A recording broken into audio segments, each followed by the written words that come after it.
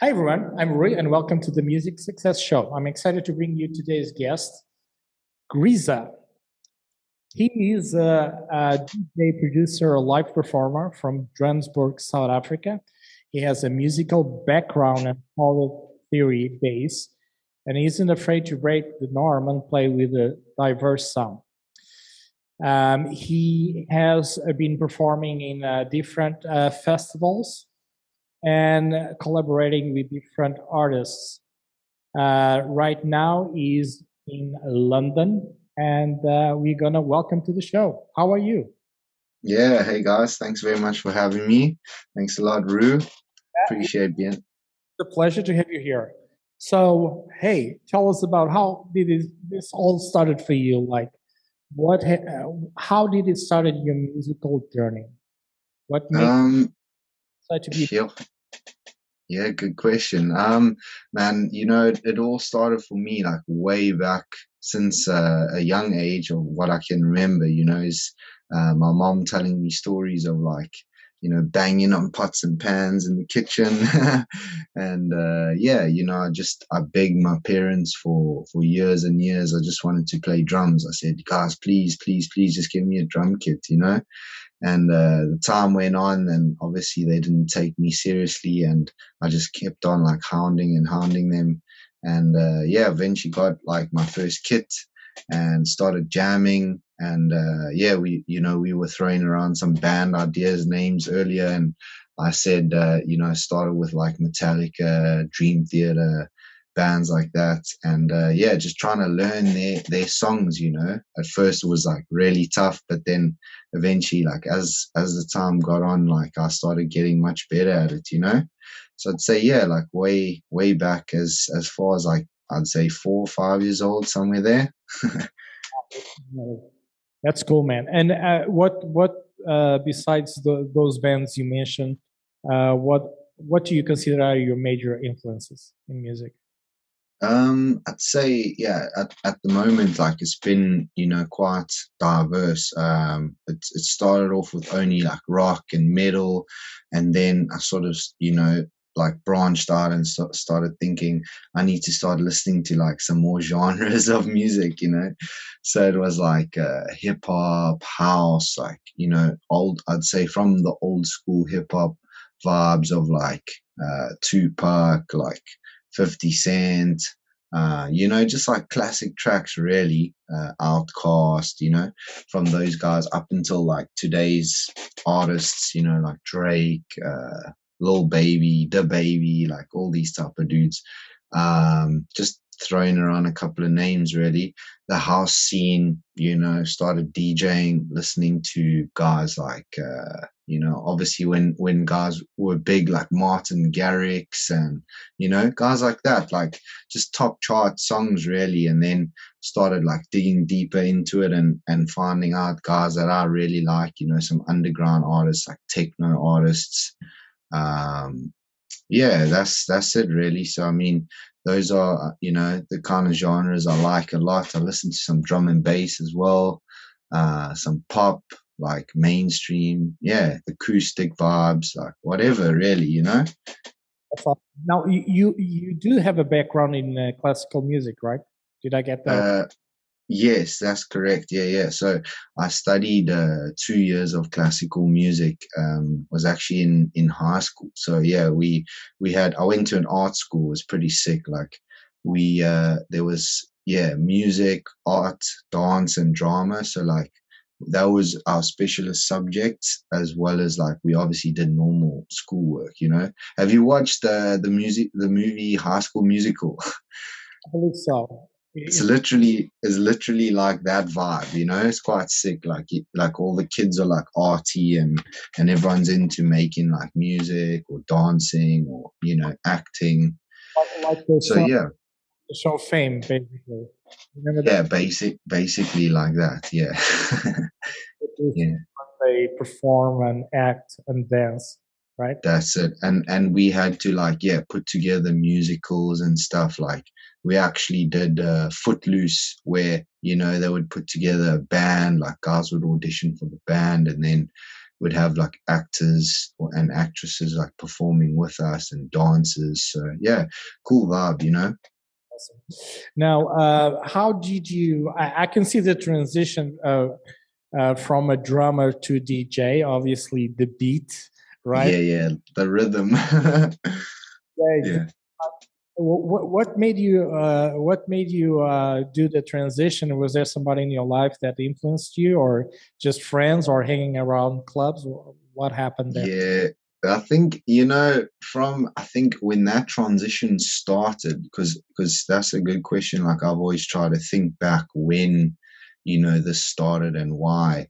Um, I think I was just coming out of my last year of like I don't know what you guys call it there, but it's primary school and high school in South Africa. So it's like, your middle school into your transitioning into, like yeah, bigger school, if you can call it that. So yeah, my mates were listening to, like I mentioned, tracks like Martin Garrix and Avicii and all these kind of dudes, and I was like, really interested by it. I was like, okay, well, I need to start listening to these tracks and understanding like how it's made, and a lot of guys were messing around with like FL Studio, like Fruity Loops, and like making, music and beats. And I'm like, oh, this is pretty sick. Like, I need to learn this, And then, yeah, so I guess it was kind of like influenced by other friends of mine. And, and then like, yeah, I just started hunting and downloading tracks, like finding tracks that were big in that sort of scene and listening to them, really. And then just getting more interested in like how that is actually made and produced, And he also got into production as well, right? Yeah, that's correct. Yeah, yeah. Yeah. Now, is there people that you consider to be like your main influences in terms of production? Who are your favorite producers? Yeah, that's such a tough question, because the thing is, like I was saying, yeah, I follow like two sides of the music, like so there's like the house side, and then there's like the hip hop side. So I'd say, just to give you like maybe two examples, guys that have really interested me along the way is like, I don't know if you know a techno DJ. His name's Victor Ruse. Very like, well-known guy, and his production is just insane. And Boris Brecher as well. He's another techno DJ. I think he's from Germany. So yeah, they just, their tracks are insane. Like the quality and the clarity and like the vibe that they create is just unreal. Um, then on like the hip hop side, I'd say I really like guys like Scott Storch. I don't know if you know Scott Storch. No. Like very well known modern hip hop producer. Yeah, I'm trying to think who else. You like put me on the spot there, thinking of producers. I, Yeah. you gave enough names. Okay, cool. And what made you move from South Africa to London to pursue music? Yeah, well, basically just that, like to pursue music there. Well, so in South Africa, basically, to answer your question, in my opinion, you reach a certain point like pretty quickly, and the scene is like very small, like which is a good and bad thing. Like good in a sense where you know the important people, and it's easier to get a booking because you can just discuss things with people that and throw ideas around to promoters and club owners. uh Whereas like that's something that I've learned since coming to London. It's like it's tough because you're in such a you're a what do they call it, like a tiny fish in a massive pond, and you're up against like some of the biggest names like on the planet. Well, no matter what genre you're playing, like there's insane people out here, and yeah, it's like it's been tough, but I've liked it because it's a way to just break through into a new industry that I don't know at all and just meet new people, understand new ways and new things of how it works and runs. So yeah, I moved over from South Africa to here just to basically pursue and better my music career, if that can make sense, Do you now? I know that you are pursuing your knowledge in the music industry. You want to tell us a little bit about that? Yeah. So this year I decided that I wanted to actually study further, and like take the business side a little bit more seriously, because I feel that's like super important, like a lot of artists these days who are, including myself, who are trying to develop a career, don't understand the importance of like the business side, and small things like learning how to register your music properly so that you can actually make a living from your tracks that you're putting out there. Like a lot of us just put out our songs and then we're like, oh cool, that's it, and like just wait for the rest to happen. But it doesn't work like that. You got to actually register that stuff properly so that collection organizations are seeing the royalties and they are paying the royalties to you. So yeah, basically I'm studying an A&R and songwriting course. And yeah, so A&R is to deal with record labels, and you're basically an artist representative, where you are like going out and sourcing talent to sign to the record label. And, So yeah, it's been, and develop that talent, by the way. and yeah, well, that's the thing, and develop that talent. So I guess the things I've been trying to learn now and teach myself now is to like implement onto like younger, like, sicker artists that I see who are like, because I mean, this world's crazy. You get like these 15, 16-year-old dudes where you're like, yo, this guy's sick, like, and obviously he might not know that side of the industry, whereas, older guys can like help them out. So yeah. So, and within this knowledge that you're studying, you also uh, have. I'm sure you have an opportunity to also network and connect with people that are also in the industry. And do you make contacts? Do you collaborate? How does it work? Does the school or place where you're learning have, let's say, a board where people can connect and could add? Yeah, yeah. Well, that's the amazing thing is, they like from what I've seen so far, it's all super new. But what I've seen so far is like all the lecturers are super cool and welcoming. Like you can chat to them, about certain things that you might be going through, and like for example, that they listen to our music and give us feedback, which is that's insane. Just to have that person like listening to your tracks. You wouldn't get that opportunity if you weren't studying at that place, if that makes sense. So yeah, it's really amazing. Yeah, like it's good to have that. They do have some really important people on their team, and yeah, those people are like some, or I'd say a few of them are like crucial, in as far as I understand, in the London scene. They are, for example, working for big companies out here that yeah, how can I say it? They deal with like current artists that are thriving artists, if that makes sense. Yeah. You also mentioned to me before the interview, you do something which I find it very interesting, and I did it myself, which is you work at events sometimes in the organization and creation of, Yeah.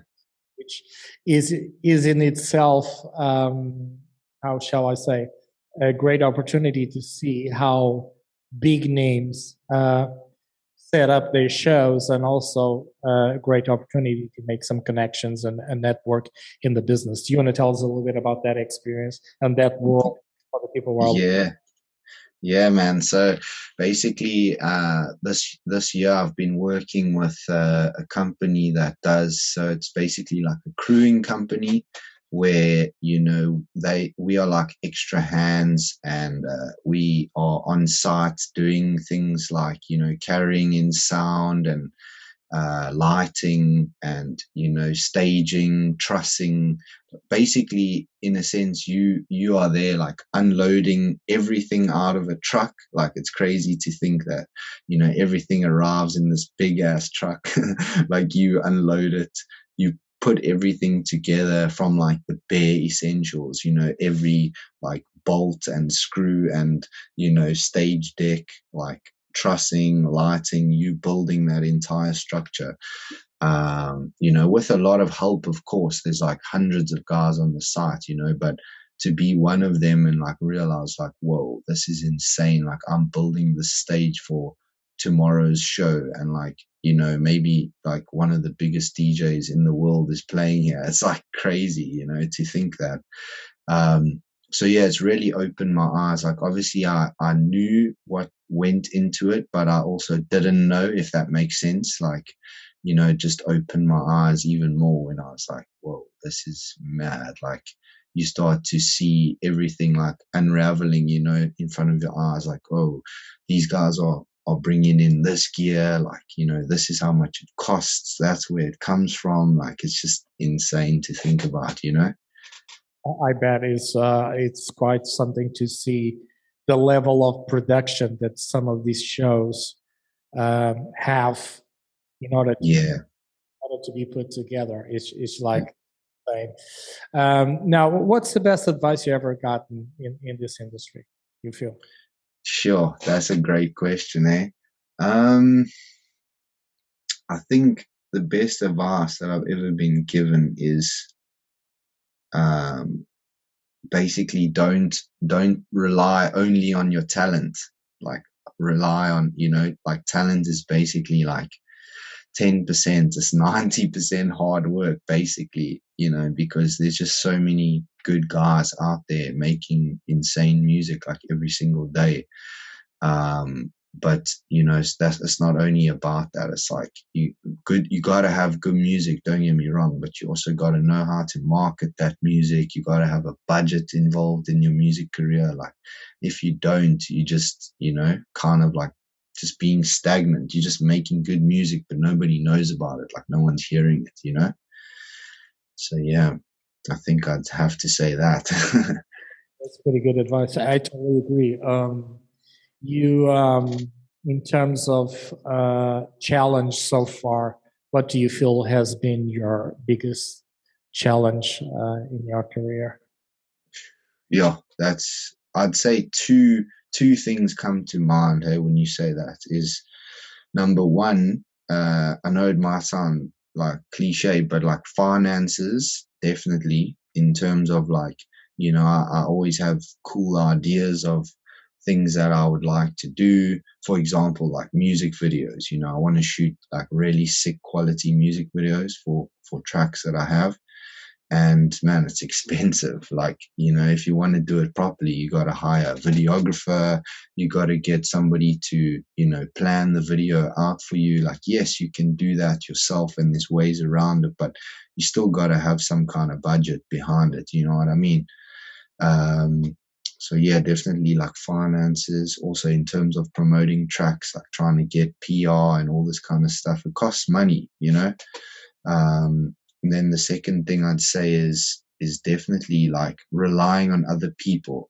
That's why, you asked me earlier, like, why I chose to make the switch of like, sort of genre wise. Like, electronic music is easier to make as one person, and you don't have to rely on an entire band of like 4 or 5 guys, or how many guys you're playing with, because sometimes you're relying on different people, and not everybody has the same like vision. So yeah, definitely, like, sometimes, some people can just be like time wasters, where you think that they're serious, but they're not. Like, it's just unfortunately how it is. So yeah. It only takes one in the band to screw up a good show, right? That's it, man. That's it. It's always like one dude, So it's like, come on, guys. Like, we're just trying to do, I commend like huge bands that have just been together for years and you just like, they actually end up hating each other. But at the end of the day, they still come together. They still do their job and, they make their money and they go home. And that's how it needs to be. It's not like you need to be best friends with your entire band. Everyone thinks that. But if you're working on a professional level, yeah, you don't have to like the person you're playing with. And in terms of let's talk about your creative process. What do you feel? How do you go about? I always ask this to the guests on the show. Like, Hmm. what drives you to start a track or putting something together? What tools do you use for that process? Sure. At the moment, like it's been sort of tough, like traveling, obviously, because I haven't had like gear with me or anything. So I basically just have a laptop and a sound card and a mic, and that's what I use. I'd say mainly what's been like triggering me is going out to like parties and events here in London and like for example like DJing, like I go out and I go to a club and I hear like some sick house or techno or drum and bass or something, and then I like go home and I have those ideas fresh in my mind and I just sit down and I try to remake that sound that I heard the whole night before. So that's kind of like, yeah, what's been motivating me right now. That's great, man. In terms of music industry, do you feel um, you've been around for some time? Like, how do you view the music industry? What's your viewpoint and take on that? I think, it's a tough question that because of my answer. I think what I'm going to say is, and some people will like this and they will agree with it, and others might not, and they might not like what I say. But yeah, I think it's basically sometimes the music industry actually irritates me in a way. And I'm sure you too as well, because the reason why I say that is Everybody. a lot of the time it's like it's not like we said, it's not talent dependent, but that's also frustrating because there's some seriously good guys out there and some seriously good players that never get seen because of a lot of things. Like for example, I've seen a lot of guys that like so what I'm saying is like I feel like I'm easy, like I easily mingle with people. So it's easier to like chat to people and get involved with certain things and like push myself to know like a promoter or something like that. Like it's all about who you know at the end of the day. Like if you don't know the right people, you're not getting booked. Like that's what happened to me. There was a certain stage where I was like, what is actually going on here? Like I'm not playing any parties, I'm not doing anything cool. Like why is this happening? Like I assessed that and I was like, you know why? It's because actually, what a friend of mine told me this. He was like, and he was getting a lot of gigs at the time, and I was like, I assessed the situation, and I was like, whoa, this dude is really good at connecting with people and promoting himself and getting in there and getting gigs. And I really started to see, okay, a lot of it is about that, which is good and bad. You know what I'm saying? Like, because if you can do that, then yeah, good for you. But not everybody is like that. Like some people are shy and reserved and like they don't necessarily know how to do that. You know what I mean? And that sometimes, yeah, I think can be a little bit of an issue because it's like, yeah, cool, this guy is not a great artist, but he knows this dude, so he's gonna play that show. And I'm just like, yo, guys, can you not just make some room for the guys that are actually talented out here?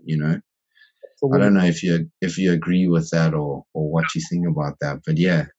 Totally with what you said. And I mean, one of the things that I learned while I was in LA is that, and also in London, is that, it sounds like a cliche, but it's true. I mean, your net worth is your network.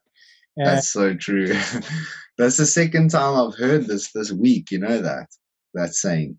It's true. It's like, and the thing is, like, if you're not good with people, if you're introverted, I mean, my advice or suggestion is you got to get somebody that can represent you. I mean, if you don't, if 100%. there's two lanes. If you're not a good communicator, either you can learn communication skills and learn what successful people do to be good communicators and to connect. And That's it. if you still feel you're not good with that and it's not your thing, you need to find somebody. Now, it's easy to say said than done, because in the beginning, not a lot of people have money to pay somebody to represent them. So I don't know. Yeah. Either you ask your girlfriend, your family, Yeah. somebody that actually, if you're in the band, just choose the person who's the better communicator to do that job. Because I tell you, without networking, you're not gonna get anywhere. You'll That's it. Nobody's gonna pick you up. You know. So I totally agree with Yeah. what you're saying, and Yeah. I noticed that a lot of people complain about that, but that's the truth, right? You can Yeah. be a great DJ, a great musician. You don't know how to connect with people. It's like, You're not going anywhere, literally, and that's the thing, man. Like you say, you just gotta work on that skill of, like, getting better of like going. I used to be so scared of it, and now I literally am so comfortable with it, I don't even think about it. I literally go and I'll speak to anyone. Like, I don't care who that person is, and I just go straight to them and I'm like, yo guys, what's up? This is how it is, like, because if you don't do that, it's literally that close away. It's a yes or a no answer, and it's right in front of you, so you might as well try.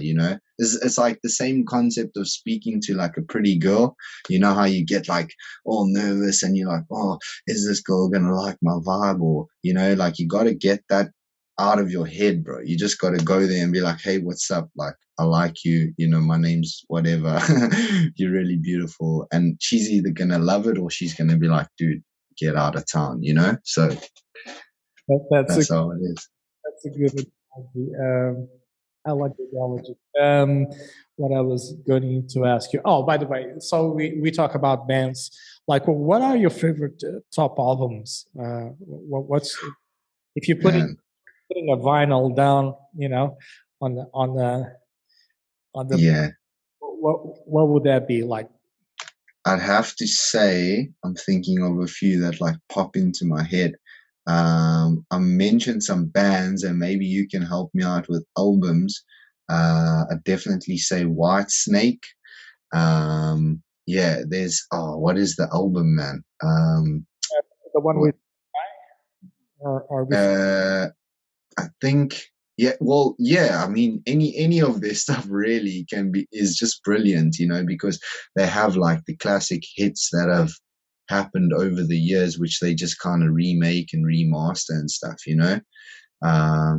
Steve Vai in himself is just crazy as well. I listen to, like, a lot of guys like that: Steve Vai, Joe Satriani, like Ingwe Malmsteen. I was very influenced by that because my dad's a guitarist, so yeah, he showed me all those monsters. I'd have to say as well, like Dream Theater.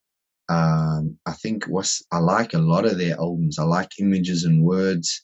I like. I'm trying to think of the other one. Yeah, I'd have to check them out. Equilibrium, I believe, was it? Say that again. Equilibrium. Yeah, I think it could be that one. Yeah, yeah. I like have the artwork images in my head, but I can't exactly remember the name. It's been a while since I've listened to Yeah, if to they these bands. to the podcast show, I apologize profoundly for not knowing the name correctly of the album. Yeah, I know which album you're talking about. Uh, Yeah, yeah, I love those guys. I mean, they're such professional musicians. man. Some of them They there are on the planet, as far as I'm concerned. Uh, yeah. they're really, really good. They're actually coming to London. I want to go and see them live. I think that's in April. Yeah.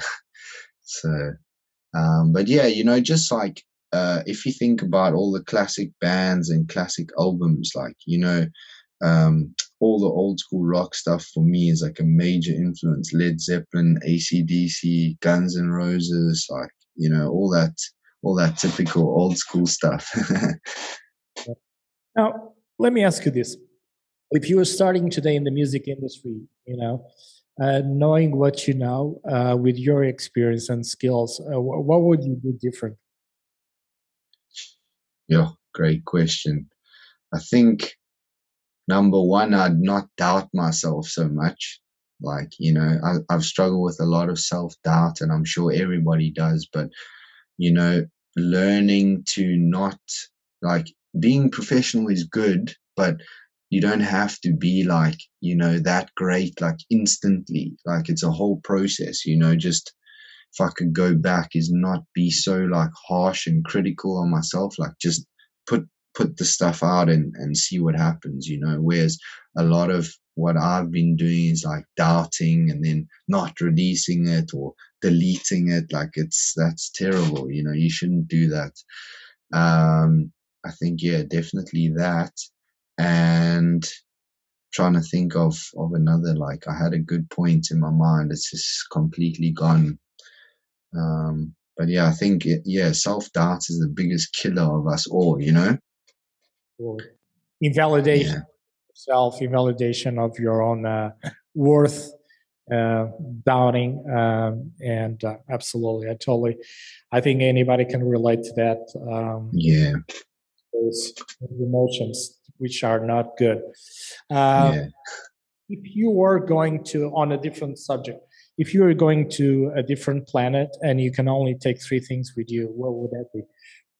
That's crazy, man. I think definitely my laptop, my headphones, and trying to think of something that's not. I'm a tech kid. I've always got like laptops, phones around me. It's crazy. It's too much. But I think I've always thought like, hey, it would be cool to make some tunes in space. Like go to space on a rocket, make some music. But yeah, definitely those two. And I think I'm trying to think of something that's like funny, bro. I want to say I don't even know if I can say that on the show, but yeah, man, I smoke a lot, and that's a big motivation for me. So I guess I'd have to have a smoke with me. I understand. I understand. Yeah, Okay, cool. yeah. What is for you music success in your life? Sorry, can you just say that again? What is for you music success in your life? Okay, like how would I see myself successful in music? Okay, yeah. Um, I think this is a great question. I was trying to answer this actually for myself the other day. Like, I think it's an important part to say, like, what do you actually want to achieve out of this? Um, I think for me, it's just being like to be able to sustain myself in, like, a normal, like, modern day lifestyle. So just so be at a point where I'm playing like amazing shows and festivals, but and getting great traction on my releases and stuff. But it doesn't have to be at the point where obviously everyone wants this like superstar stardom, but I don't think that that's necessary. I think I'll just be sufficient with being able to actually pay my bills and live a normal lifestyle from music, because that in itself is really hard. Like, it's really tough to be able to do that, in my opinion and my experience. Like, I've always had day jobs and stuff on the side, because yeah, I just don't have not earned enough money, unfortunately, from music to say, yeah, cool, like, I play full time or I produce full time. Like, yeah, the only time I was doing that was back when I was in South Africa. I was running a drum school where I was teaching like kids how to play drums.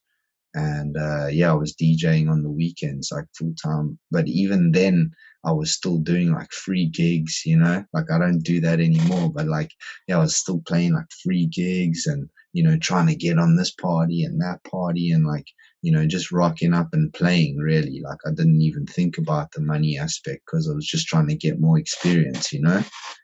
Yeah, absolutely. So Listen, yeah. it was a pleasure to have you on the show. What's the best way so people can connect with you? Thanks so much, man. I really appreciate it, Ru. Yeah, basically, just check out all my social media is Grizza, really. Grizza. Yeah, I've got another Instagram page as well. Greg Cole's Epic Drummer. It's basically where I post like my drum content, but that link is on the Grizza Instagram page as well. I'm most active on Instagram. And yeah, if you want to follow me, I'd really appreciate that. And yeah, let's connect and chat. And yeah, thank you for having me, man. It's been my pleasure. And to our listeners, I want to remind you that all the links and the resources and everything else we've been chatting about in today's episode is available on musicsuccess.com. You just enter the guest name in the search bar, and this episode, along with all the show notes, will pop right up. Thank you for being so generous with your time.